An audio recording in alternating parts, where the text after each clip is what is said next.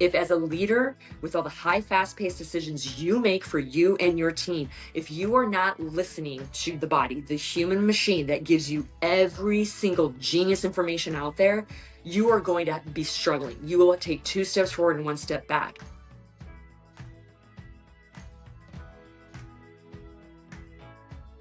Hello, and welcome back to Work But Make It Human. I'm your host, Jim Mayer. Today, we've got a life coach, a very high energy individual who's going to help us understand how we take things like burnout and stresses in our lives and make our workplaces more human by tackling a lot of the things that we face as leaders every day. So without further ado, Jennifer Watson, welcome to Work But Make It Human. So excited to have you here today. How is everything going in your world? Thank you so much for having me, Jim. I'm excited to be here. I do a lot of speaking across the country, but there's something about just getting here on podcasts that I truly love. So I'm honored to be here and just be a part of your community and serve and support. And hopefully they get some good nuggets while we get rolling. I'm doing well. I'm ready for 2026. 2025 for a lot of people that I work with, colleagues, whatnot, was a real big learning year for a lot of people and hard in a lot of ways. And that doesn't mean it was all bad. It's just a lot of hard things. So it was really great to support people and even myself, because I have advisors, mentors, and coaches as well, everyone. And I do believe some of the stuff that all of us had to go through and to be human through actually is going to help catapult us into 2026. Absolutely. Do you have big, audacious goals for 2026? Talk to us about what you're looking forward to. Yeah, man, I don't know if I can share all those with you guys. All right, all right. Well, I'm keep just them kidding. secret. I'm And just kidding. No, I'm kidding with you guys. So my friend, that's her favorite word is audacious goals. And I love audacious goals. And I do believe in stepping them out there. Just my background, everybody, I've been an entrepreneur 17 plus years, and I've gone from a holistic physical therapy practice, brick and mortar, that I opened in the 2008 crash, and we did very well that year, believe it or not, into more coaching consulting. I do more executive and leadership coaching for high level CEOs, and sometimes they're smaller teams, navigating inflection points, navigating challenge and change, maybe at an accelerated rate, which, let's be honest, a lot of people had that last year, not just from external things, but internal things. And the reason why I mention all that is a lot of my audacious goals are really getting, more people the tools I believe are necessary for the kind of year we're probably all needing to prepare for. There's acceleration in our world. We all know this, you guys. It's not just AI. We're just in a higher accelerated world, which means a lot of us entrepreneurs, business owners, and leaders are making a lot more decisions, and they have to happen more accelerated. And we want to make sure they feel aligned. Sometimes we're dealing with more complex environments, and they have to be multiple decisions with other team members. So my point is, one of the things that I love to work with people on is we talk so much about our systems, and that's important, but the human machine is the greatest machine ever made. And what we have a tendency to do, including me, I'm a healthcare provider, is do it second. Like, get all the systems. Oh my gosh, it's crazy. And then all of a sudden you realize you're burnout, you're tanked, you're disconnected from your team, yada, yada, yada. And it affects your KPIs, affects so much more than just, oh, I don't feel good at work, everyone. So what I'm really excited about, and part of my audacious goals, is honestly connecting, serving, supporting 1 million leaders, whether it be through speaking, podcasts, them getting support with me as a coach, because I believe some of the frameworks that I can teach not only optimizes the greatest human machine ever made, the mind and the body when they're working together, but how to do it when you're a higher level leader, when you're pushing the envelope and you're going through these high stakes moments or inflection points where you and your team need to show up. But how do you do it and not hate yourself or hate your job, you guys? And there is a human piece that's missing. And it doesn't mean we have to sit around and go 3 hours of kumbaya. Okay. I believe in meditation and internal trauma work for sure. But a lot of things I teach are in real time with things that you're dealing with. And so I do a lot more advisory, high level work and executive leadership than I ever did when I first started out as more of a wellness coach, because I've evolved in that, in knowing that people really need to know in real time how to make this perform elite when you're honestly, your back is against the wall, and staying human doing it. Because when you do, and I know you get this, that's when actually the real magic happens. absolutely. 100%. So my icebreaker, and we've kind of already broken the ice here, Jennifer, but my icebreaker for this show is, what's the most ridiculous workplace policy that you've seen in your career? Oh, man, workplace policy. You guys, it's so funny. The workplace policy I see probably the most that I see standard, especially you guys, I speak from a wellness background. I've worked in a lot of wellness industries and whatnot. The amount of hours that is required to basically work over the number of hours that you're asked to required to work for. You guys, that's what's, and that you're given 2 weeks with standard. And again, this is across industries, but I can speak a lot more with wellness, that you're only given 2 weeks vacation to start in any wellness industry. This is changing. By the way, all this that I'm talking about is changing, everybody. But in wellness industries, in many industries, I see this standard 2 week vacation that is a policy for most places. And even if they say you work 9 to 5, it's expected undertone to work a lot more when you're new there or whatever the case may be. So one is a little bit more overt than the other. The reason why this is so important to me, you guys, for one, I do a lot. I'm a neuroscience geek. Okay. I don't know how America ever got into this whole 9 to 5 thing in 2 weeks vacation. I actually want to find out. And you know what? This is a great question. Research this, because I think it's the most archaic, honestly, malaligned thing you can do for an employee.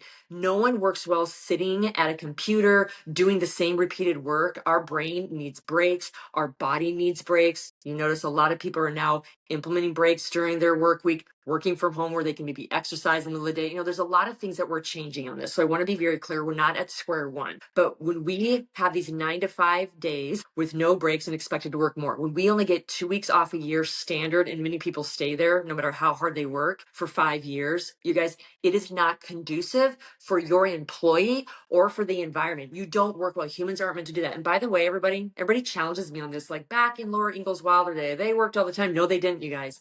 They didn't. They didn't. They got up at 5, plowed the field for a couple hours, then came home and went to the post office or connected with their family. Then they went back out. So they took a lot of breaks during a 12-hour, 14-hour workday, you guys. So when people say that blatantly, I'm like, you guys step back, roll back. Really, we have to go back to working hard, working potently, which is very vital. It's something I love. I love excellence. I love quality work. And I'm sure everybody on this show, that is drawn to the show probably loves that too. But we also want to honor the human machine, that it needs breaks. And I want to give a little side tangent story here, why I think this is a big policy that needs to continue to improve. When I had my PT practice in 2008, everybody, anyone I hired, guess how many weeks vacation they got off? 4. And within the first year, if they stayed with me, they got 6.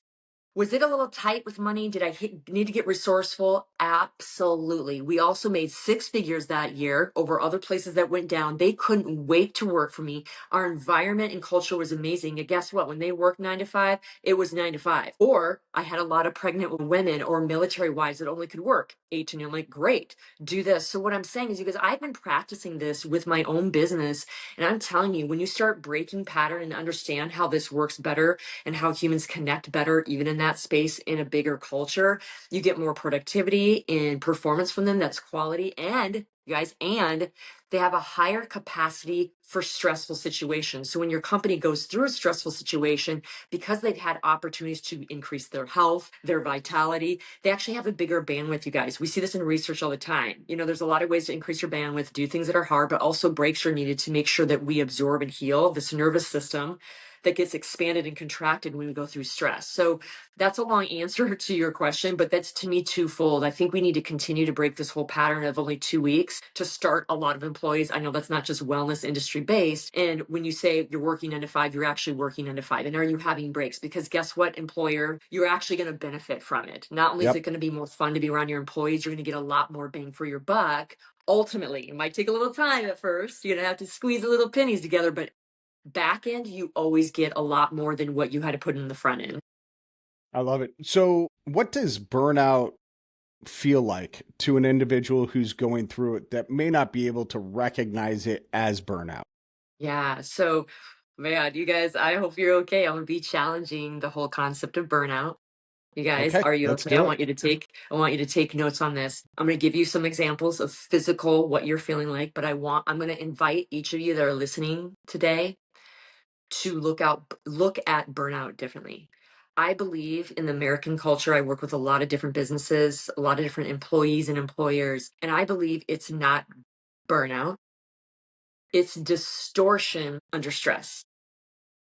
Okay. It's Tell us not more. burnout, it's distortion under stress. One thing that we do as employers is we don't give people tools to help them manage whatever's coming at us, whether it be an external COVID or an internal problem. We don't give them enough tools, not only for to help them do their external job, but give them tools to manage stress. Because if you don't know how to manage stress, you know this. How many times do you make good decisions or work well when you're in a high level fight or flight? We don't, right? Now, by the way, I want everybody to know, employers, we do not expect you to be counselors. I want to be very clear. But what I am telling you is bringing in, whether it be coaches, giving opportunities for them as part of their package to get help on stress management. When we don't know how to manage stress, and everybody, that's subjective. Like, what is stressful to you? Jim may be different than me, but you have to get super honest with yourself. Are you managing it well? And again, I'm going to give you some ways that you can tell if you're not in just a second here. Okay. But I'm going to encourage you. Many of you are getting burnt out or think you're burnt out with these symptoms I'm going to share with you in just a second. But it's actually you haven't built your capacity, or your team has not built its capacity to hold more hard stuff when hard stuff comes off. So then you distort everything. You distort your decision making, you distort your communication, you start getting hyper vigilant, all these patterns we see.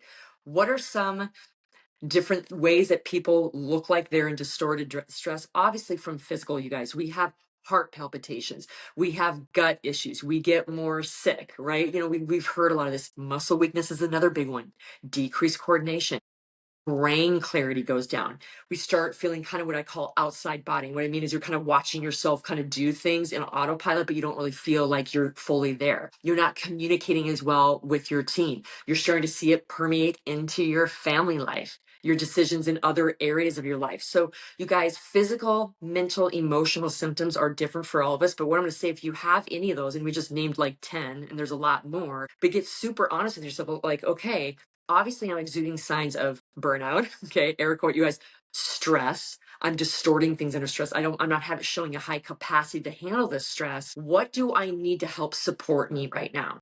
And do I need to reach out to my employer to get a counselor coach? Do I need to just learn ways to take the stress and move it through more quickly at work? Because it's not as big a deal. Like, it's really getting someone outside coming in to be able to help you with that. And this is the other part, you guys. So that's one that I don't think it's really burnout. It's distortion under stress. And if you learn to increase your capacity from a professional, or sometimes what's offered on your team, everything changes, you get back in alignment. Number two, what I see all the time, you guys, all the time, employer and employee, it's not often burnout, but we're making decisions, behaviors, and beliefs that are not aligned, are absolutely not aligned with where we want to go. And you guys, this is not being cheesy. I really encourage all of you. I'm going to give you a little tool. Sit down and look at and write out every activity you do every day. And I don't mean play by play. I'm going to email Jane Doe, then John Doe. Like, I mean, in the morning, I do this. Then I do this. Then I have my meetings. And I want you to really sit there and go, are these 3 meetings really aligned, or am I just doing them to just do them because I'm being told I should do them?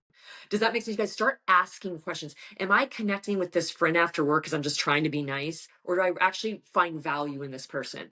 Because I mean this, like, I see so much energy drainage. This is the other part of burnout, you guys. Not only that it's not burnout, it's distortion under stress. But the second part is so many of us, because even high level leaders that I work with that are 7, 8 figures, that have big teams, are doing things that they air quote think they should do because they've always done it, or it's a pattern of theirs and they don't know what else to do differently. You guys, get super honest. And here's where the body comes in. Go through your list. And if you're feeling a contraction in the body toward that particular activity, I'm not saying say no to it, but say, I'm curious. Let's go a little deeper with this. Start journaling, writing questions. Why am I feeling anxious when I'm thinking about doing that activity? Well, I don't like my boss when he asks me to do this, or I just don't feel support. You start finding the answer. And sometimes it's you shouldn't be doing it. Other times you just need additional help. Sure. Does that make sense? So what I'm going to encourage you 100%. guys, when you feel I keep air quoting, but I really want, because I feel like we default to burnout and it's really not that. If you can go, wait, I'm not feeling good physically, mentally, emotionally. I can be that, at least that honest, Jennifer. Great. Look at, okay, how's my stress capacity? Not be like, you guys, I can't tell how many people I start working with. They're like, I'm good with stress. And as I start working with them, they're like, I am not good at stress. And you guys, it's not a, it's you guys, I'm the same way. Why do I teach this stuff? Why? Because I've been there. Because I'm a health provider and I was tanking the background. It was distortion under stress. There's some trauma there that I had to move through as well, you guys. So I'm not saying it's always that linear, but there's distortion under stress. And then two, I'm a former people pleaser. You guys, Ah, I'm a former high perfectionist, self-sabotage stuff all the time. And what I was finding, I was patterning and doing things out of alignment because I wanted to people please. And you guys, I know it feels hard, but I'm telling you right now, it feels ooh, I do, but you know how empowering that is. Then you don't have to throw it on your boss. Sometimes it's literally just you setting a boundary. Hey, boss, I have to be done at 5 o'clock. I have children. I have other boundaries. And maybe you need to have a conversation. Maybe you're living out of alignment because you're working too long with what we just talked about before. You're not getting enough conversation, enough vacation. Maybe you need to have a conversation with your boss about that. Like, what I encourage people to do is look at what is my stress capacity first. And am I doing things? You guys, we have to do things every day that we don't like. I'm not saying that. What I'm saying is consistently, if you're doing things every day that feel out of alignment with your core values, your mission, your vision, listen, that needs to be looked at. And from that space, you then have to have courage to make a decision, do something different, whether it be a boundary, a conversation, a new decision. Coaching support is very helpful with this, you guys. We can't do this alone, but I'm going to encourage all of you to look at burnout differently. And once you do, I guarantee you're going to thank me for it because we're defaulting to this and blaming it. And we're not putting it back on us to really look at what can we do? You can increase your capacity and you can start looking at, are you doing things that are aligned? And I'm really saying micro needling it. You guys get in there. And when you do, you get really liberated. You start making choices from that new space. And I'm telling you, I'm going to share this to end with this thought. I'm a healthcare provider. I have good diet. I sleep well. I exercise. And I was sitting there in the back tanking. I'm like, what is wrong with me? I'm doing a career I love. I am exhausted. I'm burnt out. And guess what, you guys? It always got separated in these two categories. I wasn't doing things to increase me or my team's capacity, and I was doing things out of alignment. I was trying to do what other clinics did, and it was exhausting. And I was realizing, as much as I was putting an apple in my mouth, I was leaking out these other two areas. So I'm going to encourage everybody to really look at those two components, start looking at burnout differently, and know if your body's giving you physical symptoms, it's just communicating that, honey, it's a little bit off. Listen to me and then help me out in a different capacity. so what is something that leaders should be looking for or historically have missed when it comes to their own burnout and recognizing that burnout or distress, right, in their Yeah. teams? Yes, I think this is such a good question. So a lot of it has to do with emotional intelligence, you guys. Like sensing your environment, but what do we always say? You guys, it always starts, you can't sense that someone's stressed out when you're like so disconnected from your own body. You're going to miss it every time. So some of the stuff that I just mentioned before, I believe the number one thing that leaders are really still, I want to say, not are tanking in a little bit, is they're not getting sensitive enough to listening to this. I want to be very clear. I say this all the time when I speak to, because I speak to a lot of men as well. I'm like, you guys, I'm not saying you have to be emotional, nor am I saying you should guide your decisions by emotions. Okay, I want to be very clear. What I'm saying is we ignore the subtle signs. I remember when I had my PT practice, my men and women would come in and say, I've had it for a week. And we delve deeper, we're like, well, I kind of had this ache and the strain 6 months ago. Wait, it was 9 months ago. Wait, it was a year ago, right? The same thing as burnout. No, Jennifer, it's been bad the last year. Really? Let's start looking at, like, how are you right before you go to bed? How are you right before you make a decision? Do you make decisions when you're in anxiety, or do you make them when you feel pretty calm? What do you mean by calm? You don't know what calm is? Oh, that's interesting. Does that make sense? You guys make so many decisions and get through our day in fight or flight. We don't even know it. We're so used to being, again, in anxiety. We actually think it's normal. It's common. It's common. It's not normal for your body to be in constant survival mode, threat mode. Like, can I pay my bills? Can I pay my staff? Like, it needs to get in a calm, grounded space. And how you learn to feel that, you guys, is every day I do this. You guys write this down. If you're new to this, doing what I call a once an hour somatic check-in. And what I mean is, for 30 seconds, stop what you're doing every hour, get up and move, sit back down, put your hand on your heart and your pelvis, and just close your eyes and just scan from head to toe. Is your heart palpating? Do you have tension in your neck? Are you thinking about something that you have high anxiety? Just listen for a second. this is where you start attuning yourself. And then again, you guys, I have frameworks to help you if you have anxiety and you're about to go into a staff meeting, how you get more in a grounded, calm state, even if you have to do something in a staff meeting that maybe is hard and you have to navigate it. We always do better when we're grounded. Because there's chaos around us doesn't mean chaos within us. So the number one thing that I feel leaders are attuned to is their own body communicating with them. Only when you start developing that awareness, do it every hour just to get used to it. I have frameworks to help them get into a better state if they're knowing, yep, I don't feel that good. Great. Because we want to make sure you get there. And then from that space, you guys, I guarantee you, you start becoming like Doppler effect. You start, ooh, that person's smiling, but I can see the deep sighs. Then you know when to reach out. Like, how are you doing? Do we need extra support? Like, it always starts with you. So if you're feel like you're missing the bar on your team when they finally hit and plummet, it's partially, I guarantee most of the time, is because you've missed the bar on yourself. You've pushed down your feelings and thought, oh, I'm a good leader by not. No, it's about you regulating yourself first. By the way, you guys, Harvard Business Review 2024, they interviewed all the top employers in the United States, like the top 100, and found that emotional regulation was the number one thing that every business leader said they did every day.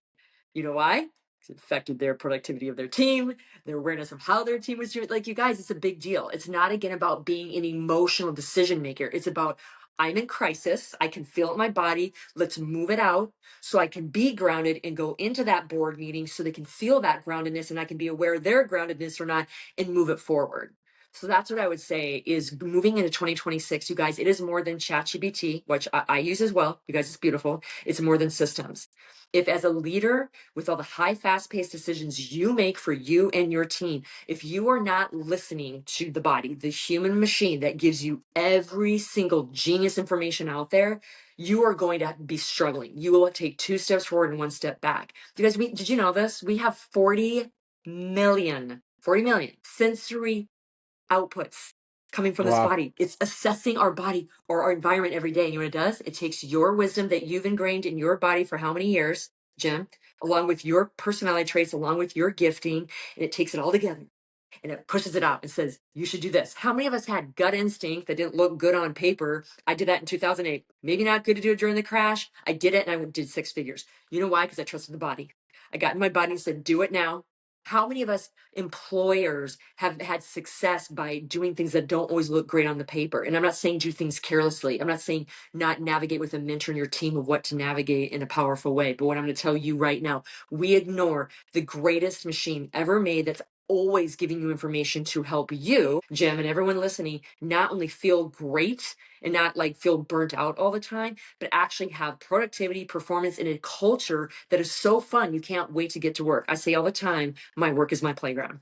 My work's my playground. And why? Because I learned to do it in a way that didn't make me miserable. Leaders, if you are willing to listen to this and make decisions from this and use frameworks to actually ground yourself and then decide from this, game over. I guarantee you, everything that comes at you this year, no matter the economy, no matter how much your team has to learn, I guarantee you, you will have a very different outcome in your favor when you listen to this every day of the week and twice on Sunday.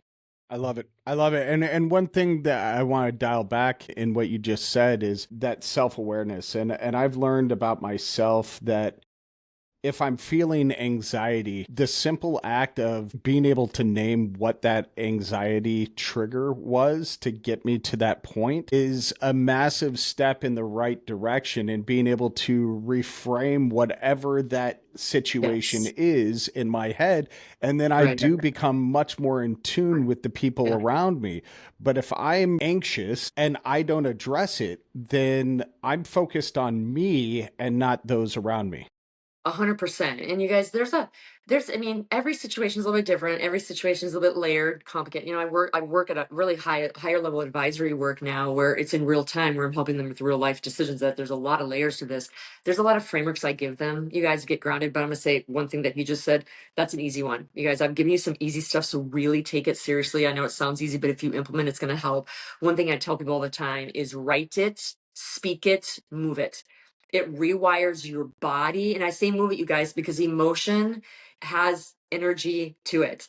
And I don't care how much you try to move the anger through, move the frustration through, call it out, write it out. It rewires the brain and the body to actually be on board. You guys, now there's trauma. We have all patterns. Like there's sometimes deeper work that I work on with people, but I'm gonna tell you right now, you will notice a difference versus like, I'll wait till after the staff meeting to vent about this. No. You guys, I say this all the time. I give people frameworks all the time that is less than 90 seconds. So you can actually go into a staff meeting, even if it isn't fully perfect or fully resolved, and be in a space that's better. We all know this, you guys, when someone seems on edge, when our boss comes in and we're like, ooh, no matter how much Yes. we try to hide it. Why do that? Sometimes just owning it. Like I've done that on staff meetings. You guys, you know what? I just had to move through something. I'm gonna need you guys to support on some creative stuff because I'm still moving through it. You know how much they love that because I'm human. And I'm explaining to them, maybe not saying everything on my arm and being in descriptive detail, but it might be like, listen, this has been a hard start to the day. I've had some fires I've had to put out. I'm going to need your guys' brain. Work with me. They appreciate that versus me trying to like check out that I'm not okay. But they also see me move. They also see me do things that actually help improve that. So that's really important, you guys. But there's a lot of frameworks out there. This is where I love to combine like the internal mastery in that landscape with the external work that needs to be happening. And as an advisor, I get to bridge the gap on that because they don't have to fight each other. When you get them aligned, it makes it a lot easier to make honestly really tough decisions over here and more complicated conversations you need to have. And like I said, I believe going into 2026 with everything going on and just the accelerated world we live in and what we're doing as leaders and how we stretch the envelope anyway, we have to get this, you guys. I can't overemphasize that. And even if some people are really good and they've been doing healing work for 20 years, I've been that, you guys. I have a coach. I have an advisor. Why? Because new level, new devil, right? We always need someone to kind of come in at a different angle. And if you're willing to do that, you guys, again, game over. This is the greatest thing that's going to help you out going or not going into being in 2026. So why do you think that leaders feel they have to simply move through their burnout or through their stresses, their emotions, the things that are firing through versus embracing and working with it and leaning into that? I think there's a couple things. It's just like what we said at the very beginning about we just started doing 9 to 5. I don't know why we picked that or why we picked 2 weeks.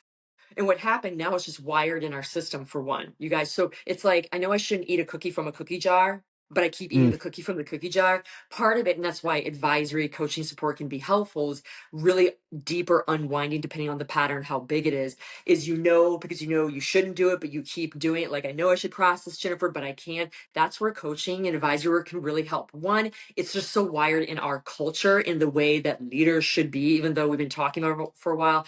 I'm a big mental health advocate. There's still a lot of taboo things around mental health, even though there's a lot of tools around it. So it's just partly rewiring yourself and the culture to actually processing that. Number two, we don't trust ourselves. We don't trust yourself. We don't trust that we can move through the emotion and actually listen to our body. How many times do we go on Amazon, buy a $200 something, don't research that if it's any good, then we get it. We're like, oh, that sucks. Yet we have a body that says, stop, do this, stop, do that. And we're like, no, no, no. Really? 40 million, did you hear me, you guys? 40 million sensory inputs and outputs it's given to the world in trying to give you the right information every day. 200,000 miles of blood vessels between your two ears. Enough energy in your body that if you extrapolated all the autonomic things that happen throughout your day in 1 millisecond, it'd be enough energy to move the world for a freaking week. And we don't trust it. We don't trust that going through the emotions is going to help us because we haven't done it enough. We are so used to doing it the same thing. I think of the Icarus effect, the Icarus paradox. Who's the gentleman that came up with that back in the 1980s? That often the success is against us because then we think that we're supposed to be doing it the same way because we got success when really that can be the bottleneck for you. yeah. And I won't go into the whole theory around Icarus paradox, but it goes back to the human behavior that if we don't know what else to do and we've had maybe some success in the past with pushing it down, we just do it. So it's wired, but it's also partly when we want to take that step with someone. That's why I encourage advisory work is we don't trust ourselves. We're like, can I really trust when my gut says I shouldn't do that? Yeah, you can. But again, it takes practice. It takes you unwinding what used to be and putting yourself in a space that you're allowing your body. And by the way, you guys, when you do it more, it's just like working out. Your body starts trusting you more. It starts giving you more information. We have, back in 2020, you guys, we had a lot of people that had different thoughts than other people and did this, right? That happen a lot. And the reason why I'm bringing this up, you guys, someone's body might say, do this. Another person's body says, do this. And if someone's doing this because they feel like they're going to be rejected, it causes mental health crisis. It causes actually a version of bipolar in the brain because you're acting like one person but it wants to do another. You guys, there Interesting. was a huge amount of mental health crisis because of that. There was a lot of layers behind 2020, but one of them was that we were doing things that our body or our mind together weren't feeling aligned with. And then we're doing this tug of war and we were wondering why we were having mental health breakdowns skyrocketing. It wasn't just, it was other things too, like obviously staying home, being disconnected from people. There's a lot of layers to it. They also saw that when things started coming out with research on the mental health and the contribution there. The reason why I bring that now, you guys, it does create identity crisis in us. When we decide to push down our emotion and just kind of go with what we used to do, but our body's saying, no, don't, because when you move it through, I'll give you the answer and you don't trust it. You know what it does? Oh my God, I can't trust myself. It creates an identity dissonance. We literally have identity crises like skyrocketing across the country. And by the way, it worked for a while. Many of us, I did it for years, push down the emotions. I had success. You guys, I'm not saying you couldn't be successful for a while, but it either starts breaking or you have to work twice as hard or starts not working as well. Does that make sense? And I don't know about the rest of you. Life is short, even if you live a long time. And I personally want to have a life I enjoy. That doesn't mean business entrepreneurship is easy. That doesn't mean work as an employee at a place, maybe there's things you don't like, is easy, but it does require us to be able to get back to this and not create that identity crisis, be able to land in it. And it requires us to start trusting it. And again, I do frameworks get people to kind of start doing it more slowly instead of just jumping into it. But there's a wiring there that we've done it one way, so just keep doing ICARES effect, even though we self-implode. And number two, okay, I'm willing to step over here, Jennifer, but I'm scared. I'm scared to even trust what that is. But I'm gonna encourage everybody that feels that a little bit. All of us have trusted our body at some point. All of us have. Absolutely. And we all have examples, even if we don't do it all the time. It's just like when I teach a lot on flow state. I literally did a speaking gig on flow state and how to do that for your team, how you feel like in that flow, that Jedi flow where everything's just snapping and you're getting good ideas. You guys, that's not by accident. Your body's going, hello, Right. I want to keep you here. But there's ways to make that happen a little bit more easily. And it doesn't mean you're going to knock it out of the park every day. But what it means is you can get very grounded and optimize your mind body when things are going on around you. It's the greatest gift you can give to yourself, you guys, as an employer. It's the greatest gift you can give to your employees, is allowing them to work on this too and optimize their gifting in this and feel good doing it and actually trusting themselves. And then you get more of your employees taking on ownership of things. They're Yeah. not having to be managed and micromanaged all the time. You guys, I literally see this all the time. I've worked with astronauts. I've worked with manufacturing, engineering. I've worked with wellness. It's all the same. Psychology is all the same, you guys. We all want to be safe and feel safe in our environment and trust our environment. It requires a leader to feel safe himself and trust himself, him or herself, which then disseminates in different ways to the rest of the culture. When you got that, you have everything. Absolutely. I love it. Jennifer, if just because we're coming up on time here, how can people get a hold of you if they're interested in learning more from you about, burnout and how to lead better and more human? Yeah, absolutely. So I'm very active on LinkedIn. You can find me at Jenn dash Watson. There's a lot of Jennifer Watson, so I had to do it that way.